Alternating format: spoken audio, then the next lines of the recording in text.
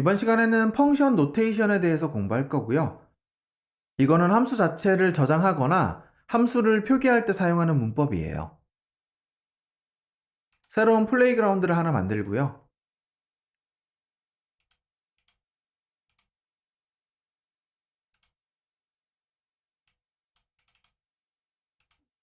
이름은 펑션 노테이션으로 할게요.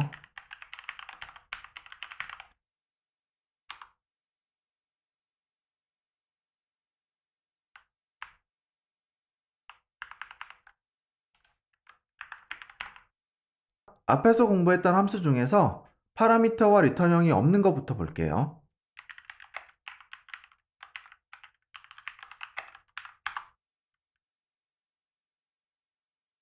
body는 지금 상관없으니까 body는 비워두고요. 이거를 상수에 저장할게요. 함수를 상수에 저장할 때는 이렇게 호출하면 안 되고 이렇게 이름만 쓰면 되죠. 이게 바로 펑션 노테이션이에요. 그 다음 파라미터가 하나 있는 거.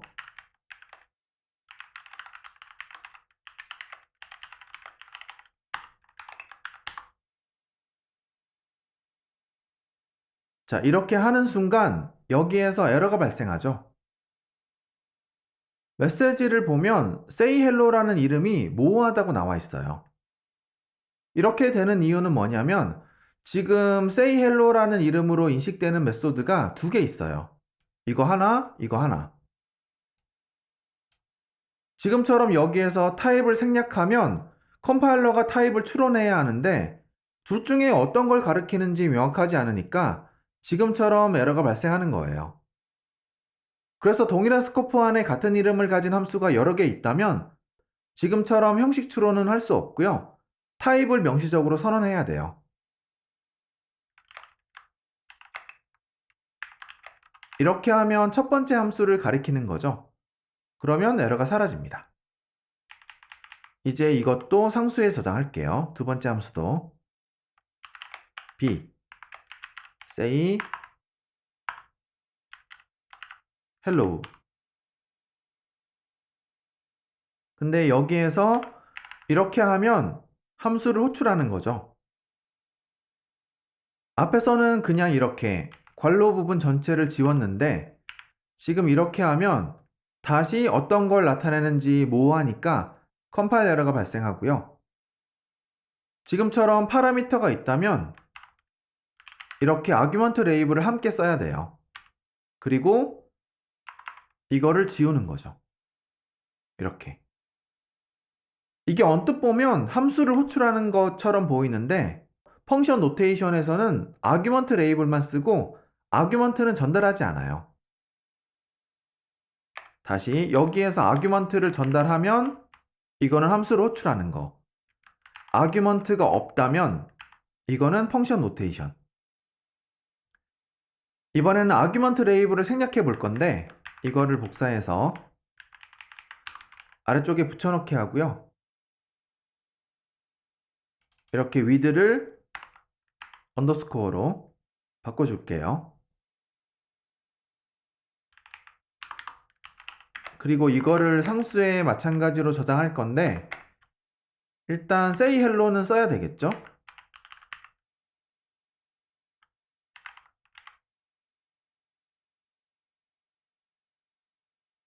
여기는 어떻게 해야 될까요? 만약에 이걸 호출한다면 이렇게 하면 되잖아요. 호출하지 않는다면 인자를 지우면 아규먼트를 지우면 됐는데 이렇게 하면 이거는 또 어떻게 되냐? 첫 번째 이 함수를 호출하는 거예요. 이렇게 하면 안 되겠죠? 이때는 아규먼트 레이블을 생략하면 안 되고요. 이렇게 언더스코어 문자로 대체해야 돼요. 이런 식으로 하는 거죠.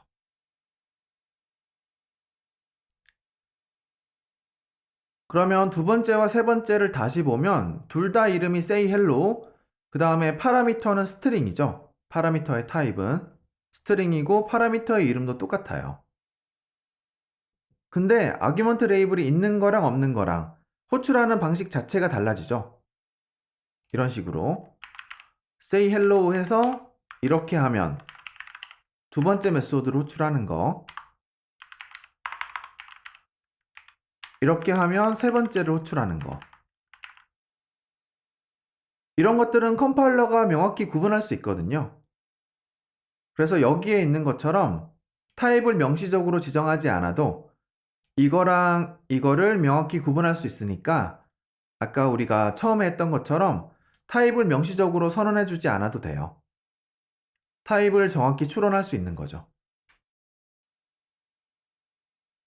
자, 내려가서 이번에는 리턴 값이 있는 함수를 볼게요.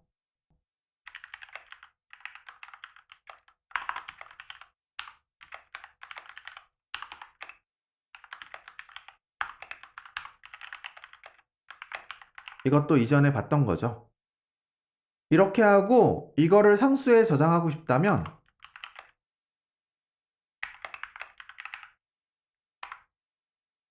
이렇게 하면 돼요. 실행해 보면 문제가 없을 겁니다. 조금 시간이 걸릴 건데. 근데 이렇게 하는 건 FM은 아니에요.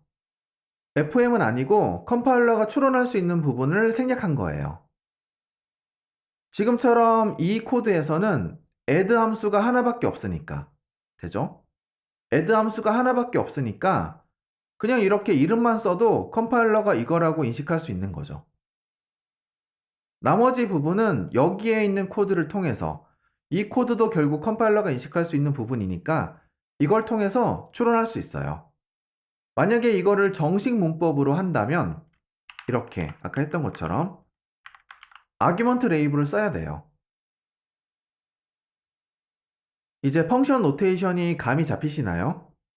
이게 몇 번 보다 보면 어려운 게 전혀 없습니다.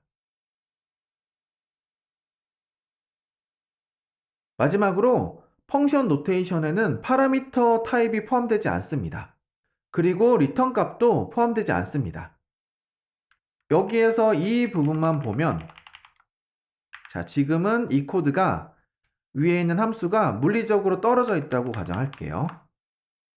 이렇게 안 보인다고 가정을 하고 다시 이 부분만 보면 파라미터가 두 개라는 걸 유추할 수 있지만 어떤 타입인지는 알 수가 없죠. 그리고 여기만 봐서는 이 함수에 리턴형이 있는지 없는지 알 수가 없습니다. 보통 함수를 지칭할 때, 가리킬 때는 펑션 노테이션만으로 충분하지만 함수를 제대로 파악하고 싶다면 레퍼런스를 보시거나 아니면 실제로 코드가 구현되어 있는 위치로 가서 이렇게 선언을 확인해 봐야 돼요. 그래서 정리해 보면 펑션 노테이션으로 함수를 지칭할 수 있지만 또는 이렇게 어딘가에 저장할 수 있지만 함수의 타입, 그러니까 파라미터 타입이나 리턴 타입을 제대로 파악하고 싶다면 결국 코드를 확인해 봐야 돼요. 또는 레퍼런스를 확인해 봐야 되는 거죠. 여기에서 또 하나 챌린지를 할게요. 여러분이 지금까지 많은 함수를 사용해 봤었죠? 프린트도 있고 덤프도 있고 몇 가지가 있는데 여러분이 생각나는 함수를 검색한 다음에 레퍼런스를 확인해 보세요. 그리고 레퍼런스에서 함수의 이름이 있을 거잖아요. 우리가 공부한 펑션 노테이션으로 표기되어 있는지 한번 확인해 보세요.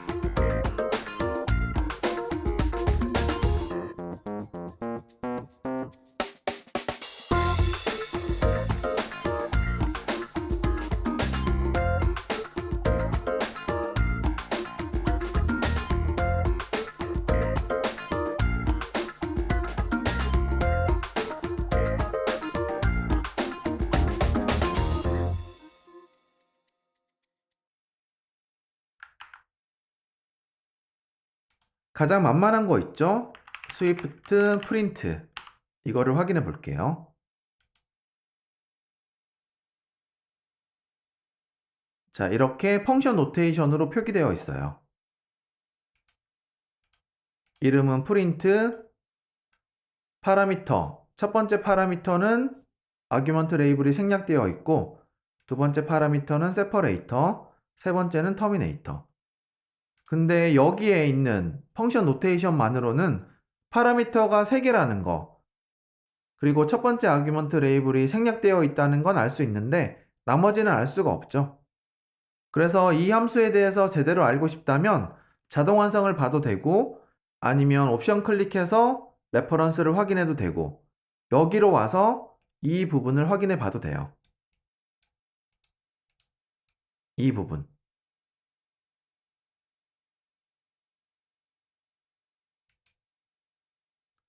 펑션 노테이션도 공부했으니까 이제 또 다른 예제를 만들어 봐야 되겠죠? 엑스코드에서 새로운 프로젝트를 만들게요. 이번에는 조금 재미있는 걸 해볼 건데, 일단 iOS 앱 next, 이름은 my first animation. 애니메이션을 구현해 볼 거예요.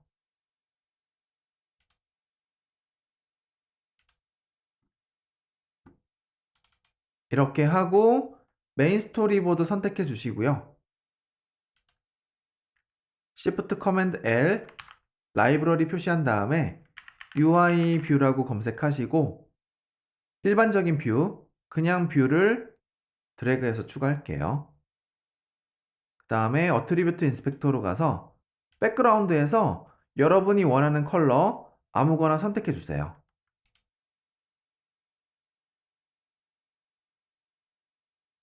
그 다음 사이즈 인스펙터로 가서 여기에서 위치나 크기를 바꿀 수 있거든요. X, Y는 모두 0, 너비 높이는 모두 100으로 할게요.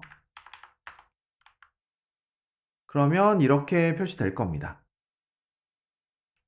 다시 Shift Command L, 이번에는 버튼, 이 버튼을 드래그해서 아래쪽에 이렇게 추가할게요. 가이드 표시되는 시점에 드롭하시고 드래그해서 이렇게 채워주시고,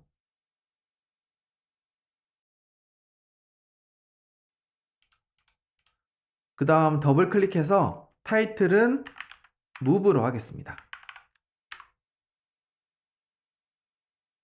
이제 제약을 추가해야 되는데 지금은 시간을 절약하기 위해서 제약은 추가하지 않고 그냥 넘어가겠습니다. 프로젝트 내비게이터로 가서 옵션 키 누르고 뷰 컨트롤러 클릭, 연결하기 쉽게 공백도 추가해 주고요. 앞에서 추가했던 뷰를 선택하세요. 그 다음 컨트롤 드래그, 커넥션이 아울렛인지 확인해 주시고요. 이름은 박스 뷰, 이렇게 하고 연결.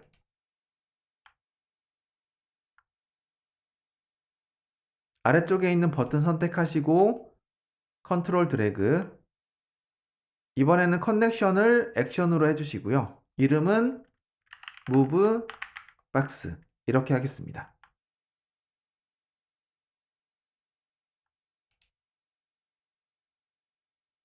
여기에서 그냥 이름을 move라고 하시면 이미 존재하는 다른 이름과 충돌하거든요. 반드시 저처럼 move box 아니면 move가 아닌 다른 이름으로 해주세요.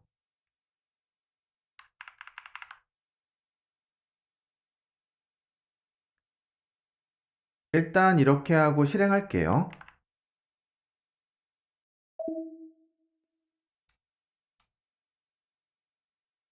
그러면 이렇게 나올 건데, iOS에서 화면에 표시되는 시각적인 요소들을 뷰라고 불러요. 그리고 얘는 당연히 뷰겠죠? 우리가 뷰를 드래그해서 추가했으니까.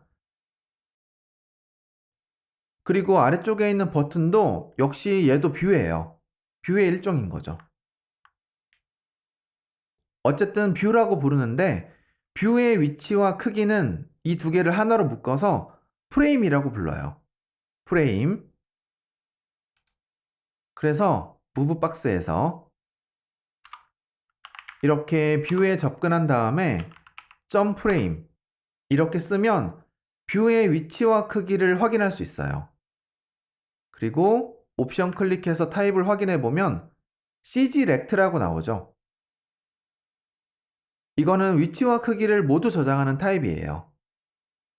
그래서 여기에 CG 렉트 타입으로 위치와 크기를 지정해서 저장하면 그 위치로 이동하고 지정한 크기로 바뀌어요. 자, 여기에서 CG 렉트라고 쓰고요.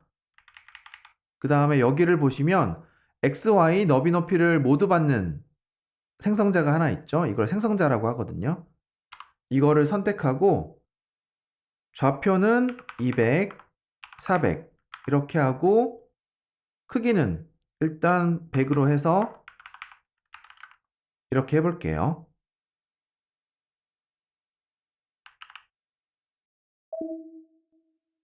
여기에서 버튼을 누르면 이렇게 우리가 지정한 위치로 여기에서 지정한 위치로 이동합니다. 이제 여기에 애니메이션을 추가해보죠. 그 전에 먼저 레퍼런스 검색부터 브라우저로 와서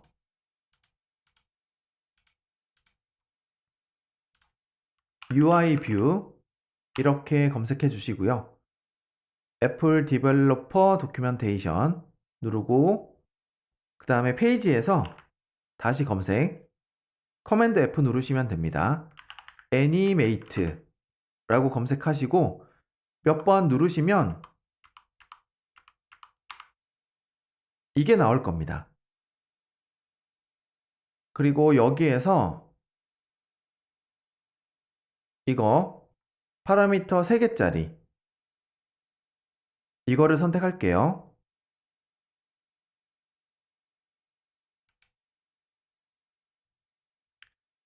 바로 이 메소드가 iOS에서 애니메이션을 구현할 때 사용하는 가장 기본적인 메소드예요. 여기 앞에 있는 클래스는 지금 무시하셔도 되고요. 펑크는 함수를 선언하는 키워드. 지금은 UIView라는 타입 안에 있으니까 메소드라고 불러야 되겠죠. 그 다음에 메소드의 이름은 animate.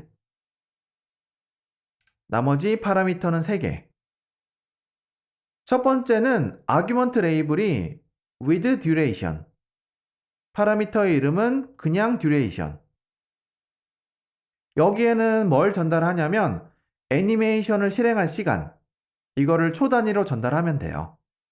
타입은 타임 인터벌로 되어 있는데 이거는 더블이랑 같은 거라고 보시면 돼요. 실제로도 같은 거예요. 그 다음 두 번째는 실행할 애니메이션인데 여기에 있는 escaping은 무시하시고 여기에서 나머지 부분만 보면 파라미터가 없고 리턴형도 없는 클로저죠. 클로저를 전달하면 되고요. 세 번째는 애니메이션이 끝난 다음에 실행할 코드. 마찬가지로 클로저인데 이제 우리는 이런 코드쯤은 쉽게 이해할 수 있죠. 불린을 파라미터로 받고 리턴형이 없는 옵셔널 클로저고 기본값은 nil로 선언되어 있어요. 애니메이션이 끝난 다음에 실행할 코드가 없다면 파라미터를 전달하지 않아도 돼요. 나머지 파라미터에 대한 설명이나 여기에 있는 디스커션 부분도 여러분이 직접 읽어보면 좋겠죠.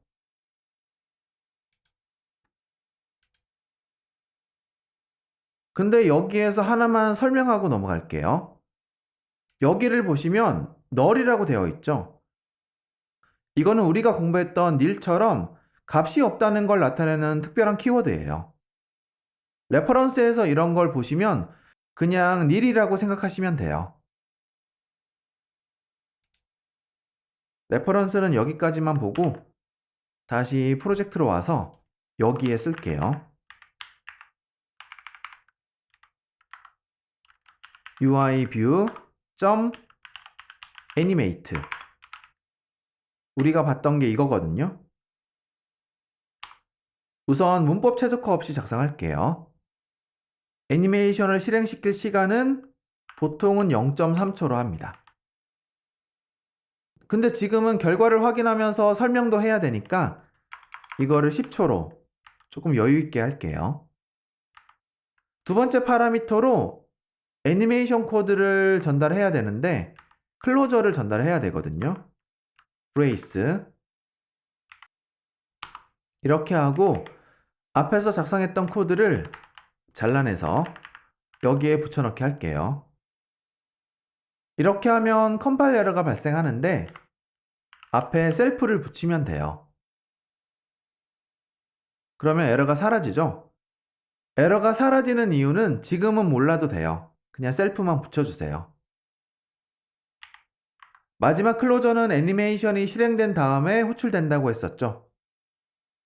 여기에는 불린 파라미터가 하나 있는데 이 불, 애니메이션이 정상적으로 끝났다면 true, 중간에 어떤 문제가 생겨서 중단되었거나 다른 문제가 있다면 false, 이게 전달되고요. 지금은 이 클로저 자체를 사용하지 않을 거니까 이거는 이렇게 생략할게요. 생략하는 것보다 그냥 여기에서 이렇게 해서 언더스코어로 파라미터를 생략하고요. in 여기에는 그냥 로그만 출력할게요.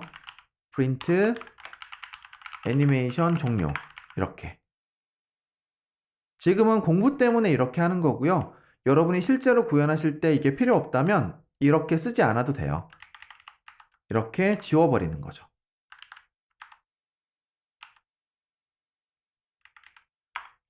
이렇게 하고 실행할게요. 버튼을 누르면 이렇게 부드러운 애니메이션과 함께 새로운 위치로 이동합니다. 그리고 애니메이션이 끝나면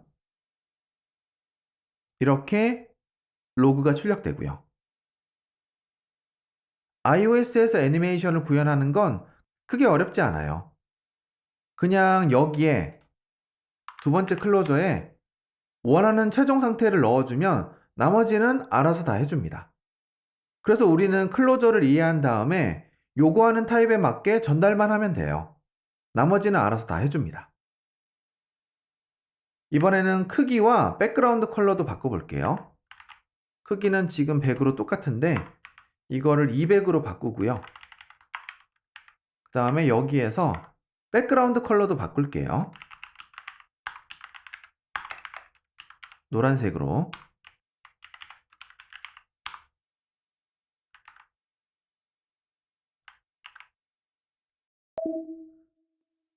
버튼 누르면 이번에는 크기도 점점 커지고 있죠?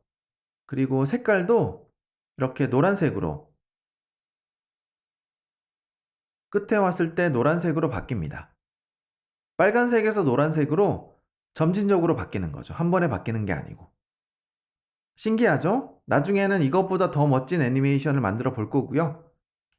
다시 코드로 와서 지금은 문법 최적화를 하지 않았는데 이거를 문법 최적화를 적용해서 단순하게 바꿔볼게요. 먼저 두 번째 파라미터부터 원래는 이렇게 되는데 둘 다 생략할 수 있죠. in 키워드까지 다 지우면 되고 그 다음에 shorthand argument name을 써야 하는데 여기에서 봤던 것처럼 지금 이 클로저에는 파라미터가 없으니까 쓸 필요가 없어요. 그리고 여기에는 리턴 타입도 없죠. 그래서 implicit return도 이 코드랑은 관련이 없어요. 그리고 얘는 또 마지막 파라미터도 아니죠. 마지막 파라미터가 아니니까 괄호 뒤로 뺄 수도 없어요. 그래서 두 번째 파라미터는 여기까지입니다. 더 이상 최적화 가능한 부분이 없어요. 그 다음 마지막 파라미터. 만약에 이거를 정식 문법으로 한다면 이렇게 하고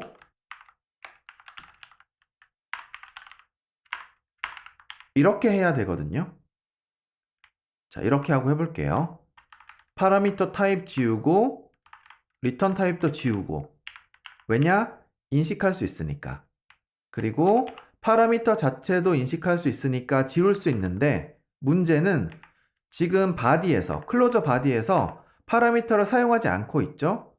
이때는 이렇게 지우면 안 되고, 이때는 이렇게 완전히 지우면 안 되고, 이렇게 언더스코어로 바꿔서 파라미터를 쓰지 않는다고 선언해야 돼요.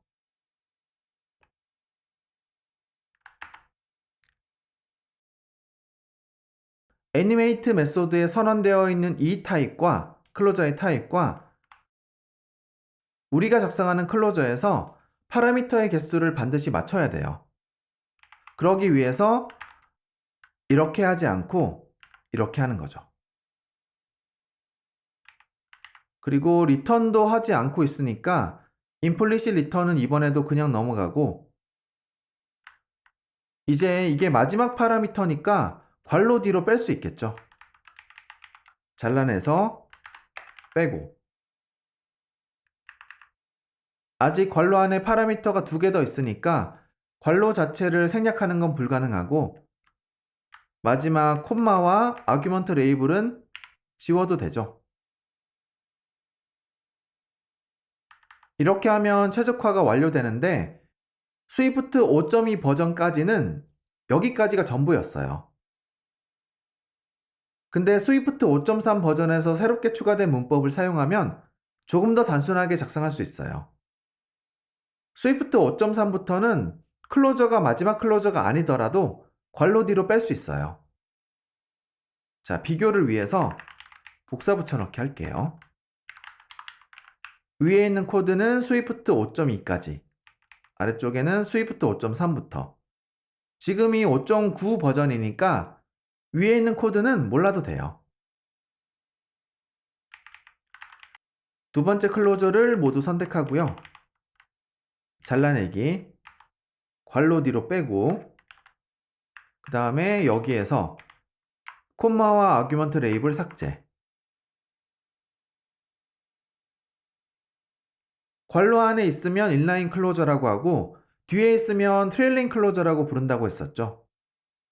지금처럼 트레일링 클로저가 2개 이상이면 이것도 트레일링 클로저, 여기까지.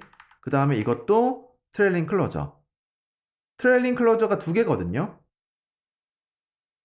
지금처럼 트레일링 클로저가 2개 이상이면 첫 번째 트레일링 클로저는 앞에서 했던 것처럼 그냥 괄호 뒤에 이렇게 작성하면 돼요. 그 다음 두 번째부터는 이렇게 바로 이었으면 안 되고요. 앞에 있는 클로저와 구분할 수 있게 블록 앞에서 아규먼트 레이블을 명시적으로 써야 돼요.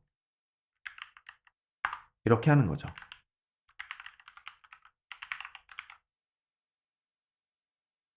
보세요. 여기에서 아규먼트 레이블이 이거잖아요. 이거를 명시적으로 써야 되는 거죠. 여기에 있는 이 코드와 이 코드는 완전히 같은 코드예요. 예전 방식에서는 여기를 보면 가독성이 좋지 않았거든요. 뭔가 정확히 구분되지 않았어요. 근데 여기를 보면 일단 구분이 명확해졌고, 여기에 아규먼트 레이블이 들어갔으니까 이 클로저가 어떤 파라미터에 속하는지 정확히 파악할 수 있게 됐어요.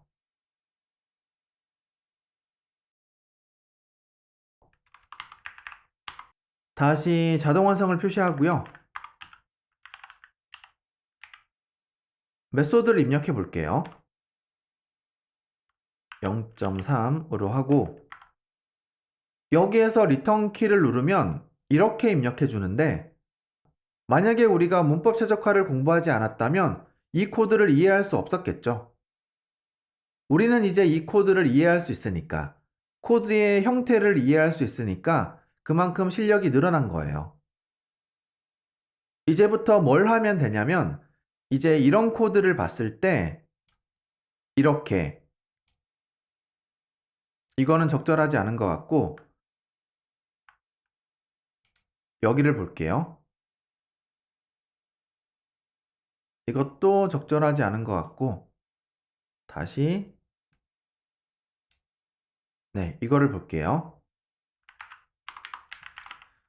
자, 이렇게 contains라고 입력하고 return을 누르면 이렇게 입력해 줄 거거든요. 뭐 다른 건 없죠? 이거나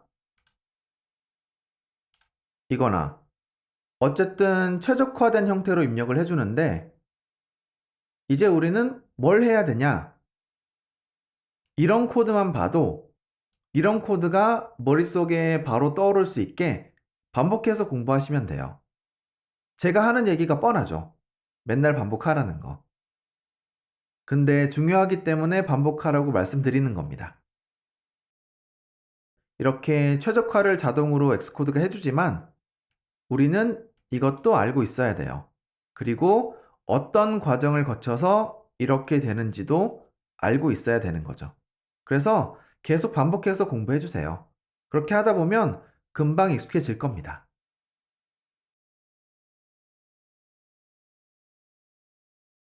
끝내기 전에 하나만 더 설명할게요. 다시 여기로 와서 우리가 방금 공부한 문법을 멀티플 트레일링 클로저라고 하는데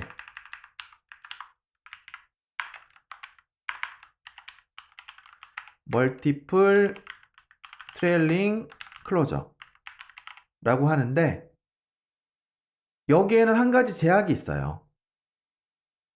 지금은 여기에서 파라미터가 3개고 그 다음에 두 번째, 세 번째 파라미터가 모두 클로저죠.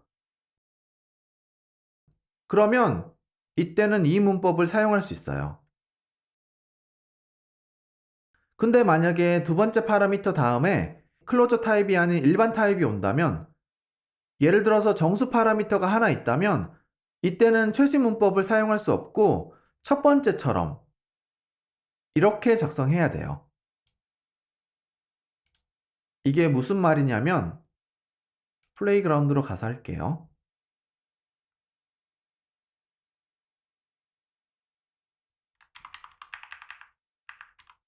앞에서 사용했던 거랑 비슷한 함수를 하나 만들어야 되겠네요.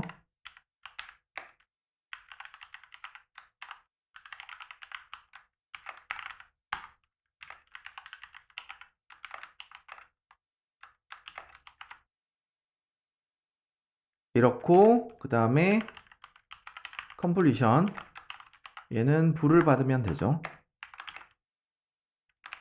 void 자 이런 형태라면 animate 그리고 여기에서 리턴 키 누르면 이렇게 되거든요. 아까랑 똑같죠? 근데 이게 아니라 자 복사 붙여넣기 하고 여기에 애니메이트 다음에 어떤 다른 파라미터가 하나 더 들어가 있는데 이게 클로저가 아니에요. 그러면 이때는 어떻게 되냐? 이거죠. 0.3 여기에서 리턴을 해보면 그냥 이렇게 돼요. 이거는 트레일링 클로저가 아니죠. 아까랑 다르게 그냥 인라인 클로저가 되거든요. 이렇게 클로저가 있을 때 마지막 부분에 연달아 있는 게 아니라면 트레일링 클로저로 작성할 수 없고요. 항상 이렇게 인라인 클로저로 작성해야 돼요.